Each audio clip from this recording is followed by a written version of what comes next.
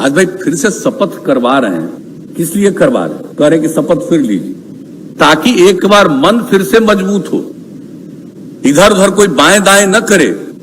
और जब भी कोई बाएं दाएं करता है तो उस पर जो भी कानून है उसके मुताबिक निश्चित रूप से कार्रवाई करनी चाहिए। और जो सरकारी तंत्र में भी जो लोग हैं और वो भी कोई गड़बड़ करते हैं तो बर्दाश्त नहीं किया जाना चाहिए। यहीं पर सब अधिकारी लोग बैठे हुए हैं, जो इधर उधर करे बाएं ताएं उसको बर्दाश्त नहीं किया जाना चाहिए। और जो नियम और कानून है उसके मुताबिक निश्चित रूप से एक्शन होना चाहिए। और कहीं भी नहीं, अब देखिए अब इस बार फिर पकड़ रहे थे, कहां कहां पता चल रहा है। और हमने तो मीटिंग में ही कह दिया था कि भाई जरा पटना शहर को देखिए, इस सबसे ज्यादा गड़बड़ यही करता है। जब यही पकड़िएगा पूरे तौर पर तो बाकी जगह भी कोई हिम्मत नहीं करेगा। तब तो शुरू किए हैं। अब हम एक ही बात आग्रह करेंगे आज भी, अब खाली शुरू किए हैं, ये आखिरी नहीं है। वो एक एक जगह लोगों को ठीक ढंग से पकड़ लीजिए। एक जगह चला गया देखने के लिए कोई, अब कोई कहीं पर महिला थी तो उसको लेकर के लोग बोल रहा है, अरे जाएगा नहीं। पुलिस वाले को अगर किसी को पता चलेगा या मद्य निषेध विभाग को पता चलेगा और ये कहा गया है कि उसको देखिए, कहीं शादी का कार्यक्रम हो, कोई कार्यक्रम हो, कोई होटल में ठहरे हैं, कहीं है, तो वहां जाकर के देखिए। अगर किसी को जानकारी मिली और उसको जाकर के देखने गया तो गुनाह है। शादी करने के लिए आ रहा है, कोई कहीं पर रुका हुआ है और वहां पर जाकर के उसको नहीं देखा जाए, कोई कार्यक्रम कर रहा है उसको नहीं देखा जाए और कोई गड़बड़ करेगा तो पकड़ाएगा। और अगर किसी के बारे में कोई शिकायत सही नहीं है तो बहुत अच्छा होगा कि भाई नहीं, गलत शिकायत किसी ने किया तो एक अलग चीज है।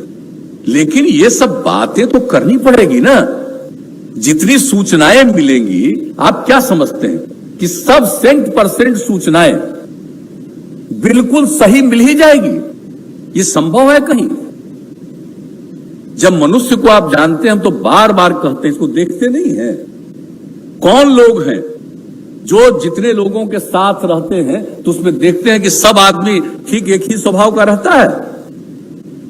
इसलिए तो जितना भी करिए, कहीं ना कहीं तो मान लीजिए कि त्रुटि हो सकती है, लेकिन पूरे तौर पर सब चीजों को देख करके, उसका असेसमेंट करके, और तब आप इन सब चीजों को कहीं कोई गलती न हो, इस बात का भी पूरा का पूरा ख्याल रहे और पूरे तौर पर जरूर जाइए, निश्चित रूप से देखिएगा।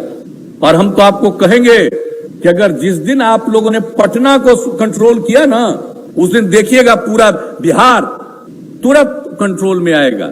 और जब यहीं पर आप कंट्रोल नहीं करिएगा तो बाहर कोई कंट्रोल होगा? तो इसलिए बहुत गलत बात है। और आज भी हम किसी किसी का बयान देखते हैं, अखबार में छपता रहता है। हम तो भाई सुबह अखबारें देखते हैं कि कौन क्या बोल रहा है। बिजनेस कम्युनिटी वाले को आज देखे बोलते हुए कि बाहर से लोग आवे उसको शराब देना चाहिए। अरे बाहर से कोई आवेगा उसको शराब देना चाहिए? इससे बढ़कर के कोई गंदी बात है?